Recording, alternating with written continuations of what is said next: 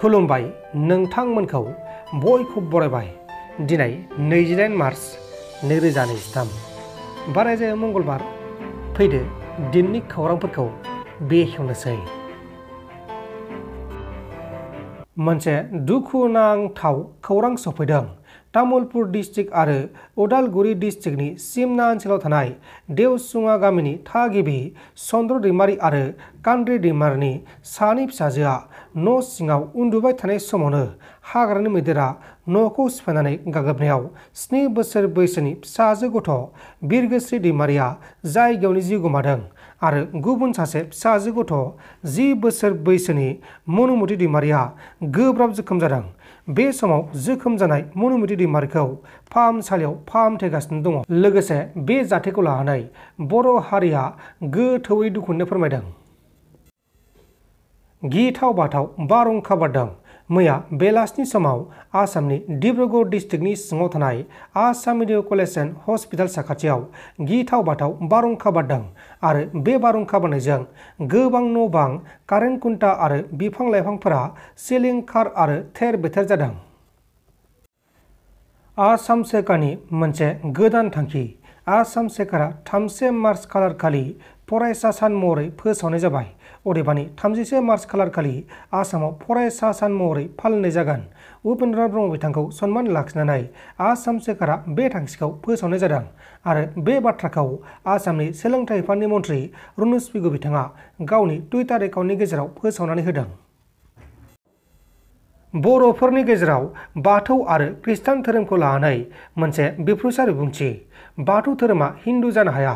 हिन्दु धोरोम फैनायनि सिगांनो बेसेबा सिगांनो बाथौ धोरोमा दंखायो। अब्ला बेयो बोरै हिन्दु जानो हानांगौ? जानो हाया। खृष्टानफोरा बर' हारिनि गासैबो नेमखान्थिखौ फालिबोदों। रावखौ जों रायलायदों, दख'ना गामसाखौ जों गानदों, इन्दिबि जानानै जों थैदों, एबसु जानानैबो जों थैदों आरो बिलदि जानानैबो जों थैदों होननानै गर्जन मुसाहारि बिथाङा खौरांगिरिफोरनि सिगाङाव रोखा बुंथिदों। हिन्दु धोरोम फैनायनि बेसेबांबा सिगांनो बे बाथौ धोरोमा दंफैयो, अर्थात एनिमिस धोरोमा दंफैयो। अब्ला बे बोरै हिन्दु जानो हानांगौ? जानो हाया। दा बेखायनो दिनै बर'फ्रा बावहायबो बिराद गिदिर गोरोन्थि खालामनानै दङ आरो बाथौ धोरोमखौ रैखाथि खालामनायाबो बेनो। दिनै जाय बाथौ धोरोमनि फालिग्रा बिथांमोना गावसिनि सार्टिफिकेटआवहाय गावसिनि धोरोमखौ बाथौ होनानै लिरजेना बाथौइजम, हिन्दुइजम, अबा बाथौआ बोरै थांनानै थागोन? दा नों बाथौ धोरोमनि सासे बेक्तियानो जुदि नोंनि सार्टिफिकेटआवहाय अफिस आदालताव लेखा फरायनायाव आंनि धोरोमा बाथौइजम होननानै लिराबा बे बाथौइजमा बोरै थांनानै थागोन? नोंथांमोना खृष्टानखौल' टारगेट खालामो। खृष्टानफोराथ' बर'नि निति रिति गासैबो फालन फसनखौ जों खालामबोबाय थादों। रावखौ जों रायदों, दख'नाखौ जों गामसाखौ जों गानदों आरो बर'नि मोनफ्रोमबो खैफोद अलखदनि अबस्थायाव जों गसंखांदों। एनडिपि जानानै जों थैदों, एबसु जानानै जों थैदों, बिएलटि जानानै थैदों। मोनफ्रोमबो बर'नि आन्दलनाव, पिटिसिनि आन्दलनावहाय, रमान स्क्रिप्टनि आन्दलनाव जेसेबां बाथौनि सुबुंफ्रा नान खृष्टाननि सुबुंफ्रा जेसेबां बाहागो लाबोदों, खृष्टानाबो बेहाय एसेबो फावसायाखै। नोंथांमोना माखौ खम नुदों? डक्टर बिनय ब्रह्म नोंथां, दिनै गर्जनाव मानो खमै दङ? नोंथांनाव जेसेबां बर' हारिनि आत्मा दङ, स्पिरिट दङ, एसेबां गर्जनावबो दङ। आं जेसेबां दिनै हारिनि थाखाय सेक्रिफाइस खालामदों, निश्चय नोंथाङा दिनै बेखौबो खालामाखै। दा खोब दुखुनांथाव। नोंथांमोन बायदि राफोद मानसियानो बेफोरबायदि रं एडभकेसि खालामोबा बे हारिनि भबिष्यतआ मा जागोन?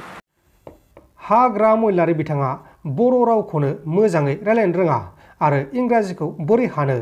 हाग्रा मैलारि बिथाङा शिब सोदोबखौ गोरोन्थि बाहायबाय थादोंमोन। आलादा रायजो बड'लेण्डखौ हाग्रा मैलारिया माब्लाबो लुबैया।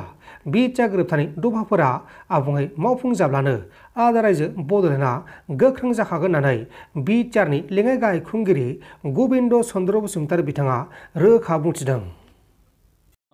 हाग्रामा महिलारिया बहुद बाथ्राखौनो बुजिनो हाया। बर'खौनो क्लियार बुंनो हाया, बियो इंलिसखौथ' मा बुजिबावनो। आसलते हाग्रामा महिलारिनि समावबो रिटेन जितु अफिसियेल टार्म बियो चिफ एक्जिकिउटिभ मेम्बारानोमोन। खिन्थु बिथाङा बेखौ कुनु दिन बाहायालासिनो खालि चिफल' होनना बुङो। आसलते बे गोरोन्थि, खारन लिखित जितु अफिसियेल टार्म बियो चिफ एक्जिकिउटिभ मेम्बार आरो बे अफिसियेल टार्मखौनो दिनै जों बाहायदों। बिथाङा रंलि बाहायदोंमोन, बुजियाजासे रोङाजासे आस'खान्दायै चिफल' होनना बुंदोंमोन। किन्तु चिफ नङा, बे चिफ एक्जिकिउटिभ मेम्बारानो। बिथाङा कुनु दिन बर'लेण्ड आलादा रायजोखौ नागिरखायाखैमोन, लुगैयाखैमोन, दाबो लुगैया।